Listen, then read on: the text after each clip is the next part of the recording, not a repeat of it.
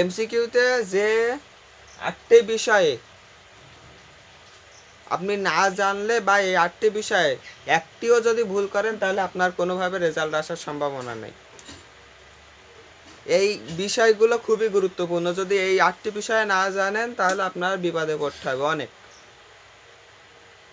তো আজকের ভিডিওটি এ 8টি বিষয় নিয়ে আলোচনা করব। কোন জায়গায় কি করতে হবে, না ভুল হলে কেমনভাবে সংশোধন করবেন, কিভাবে করতে হবে না করতে হবে, এই বিষয়টি নিয়ে আলোচনা করব। আউযুবিল্লাহি মিনাশ শাইতানির রাজিম, বিসমিল্লাহির রহমানির রহিম। এবং 5 মিনিট ক্লাসের পক্ষ থেকে সবাইকে আন্তরিক শুভেচ্ছা এবং অভিনন্দন জানিয়ে আজকে ভিডিওটি শুরু করছি। তো আপনারা কোন বিষয় নিয়ে আলোচনা করব সেটা তো আপনারা জানেন, তা বেশি কথা না বলে ভিডিওয় যাওয়া যাক বা কিভাবে কি করতে হবে এটাই দেখাই। এখানে বলেছি আমি এমসিকিউতে যদি 6টি বিষয় বা এখানে 6টি না হবে না 8টি বিষয় না জানলে আপনার রেজাল্ট আসবে না, এবং এই 8টি বিষয়ে ভুল করলে রেজাল্ট আসবে না। তো প্রথমত চলে যাচ্ছি result. Roll number roll number আপনার রেজিস্ট্রেশন বা অ্যাডমিট কার্ডে যেটাই নিয়ে যাবেন দুটোই নিয়ে যাওয়া ভালো, বা একটা নিয়ে গেলেও সমস্যা নেই। রোল নাম্বার আর রেজিস্ট্রেশন নাম্বার, যেটা এই যে 1 আর 2 নিয়ে একেবারে আলোচনা করছি। রোল নাম্বার আর রেজিস্ট্রেশন নাম্বার আপনার যেমনভাবে আছে অ্যাডমিট কার্ডে বা রেজিস্ট্রেশন কার্ডে যেমনভাবে আছে ঠিক তেমনভাবেই করবেন। যেমনভাবে আছে এত এত আছে এমন সেই অনুযায়ী দিবেন। আর আপনার যদি একটা ধরেন এই রোল নাম্বার এই ঘরে দিতে হবে, আপনার চলে গেছে এই ঘরে, তাহলে আপনার প্রথমত কাজ কি, আপনার যে শিক্ষক আপনার যে গার্ড নিচ্ছে যে স্যারগুলো তাদেরকে বলা যে স্যার আপনার এখান থেকে আমার এই জায়গাটা ভুল হয়েছে। তখন স্যারেরা কী করবে, আপনার রোল আর রেজিস্ট্রেশন নাম্বার নোট করে নেবে, নিলে তার কোনো ঝামেলা নেই। আর বাদ বাকি কাজ সেটা বোর্ডের, আর কোনো এখানে নেই। তো আপনারা অনেকে বলবেন যে রোল আর রেজিস্ট্রেশন নাম্বার তো আমরা স্কুল থেকে কোনোভাবে এমনভাবে কিরমভাবে করতে হয় না করতে হয় আমরা তো জানি না, স্কুল থেকে ওরমভাবে করায়নি, কিভাবে করব, তা সেই নিয়ে একটা ভিডিও আসবে, সমস্যা নেই। তো সেজন্য চ্যানেলটি সাবস্ক্রাইব করে রাখবেন। তো আর উপস্থিতি শিক্ষকের স্বাক্ষর 3 নাম্বার, সরি 3 নাম্বার হচ্ছে সেট নাম্বার। তো সেট নাম্বার কেমন আসবে, আপনার প্রশ্নে এক পাশে লেখা থাকবে যে ক খ গ ঘ সেট থাকে। তো আপনার প্রশ্নে লেখা থাকবে যে আপনার কোন সেট, ধরেন খ সেট, আপনার ধরেন খ সেট পড়েছে।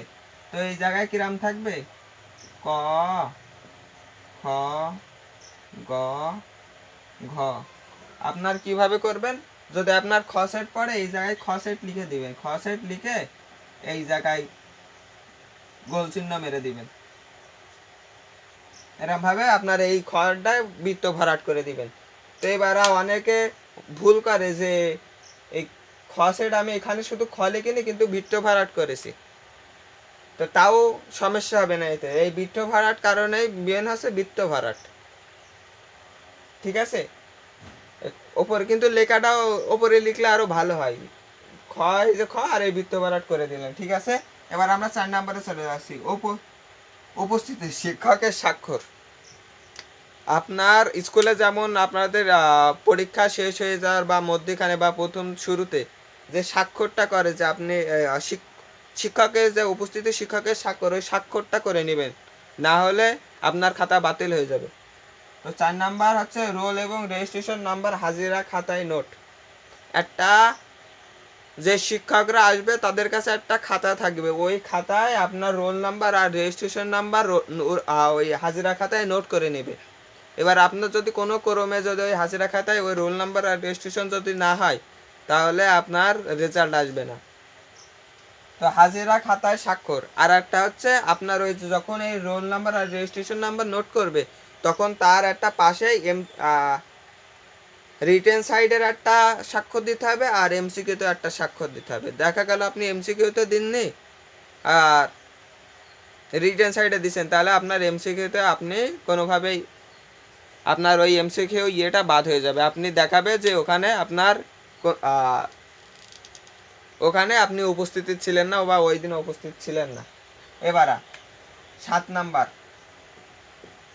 এটা হচ্ছে বিশেষ করে এইটা সবচেয়ে গুরুত্বপূর্ণ, খাতায় দাগ দেয়া যাবে না। ধরেন আপনার এরম একটা খাতার এই যে এমন একটা চারকোনা খাতা রয়েছে, কোনো ক্রমে আপনার এমন একটা দাগ পড়ে গেছে বা এরম একটা দাগ পড়ে গেছে, এই দাগের কারণে আপনার কোনোভাবেই খাতা কম্পিউটারে, খাতা তো আর আমাদের স্যারেরা দেখে না, কম্পিউটারে দেখে। এই দাগ পড়ার কারণে এই কম্পিউটার এইটা বাতিল করে দেবে, তারা এই খাতাটা, কম্পিউটার খাতাটা দেখবে না কোনোভাবেই।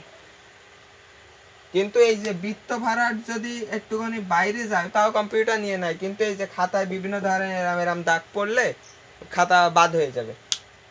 তাই এইটা হচ্ছে প্রথমত, এই খাতায় এরম দাগ দেওয়া যাবে না।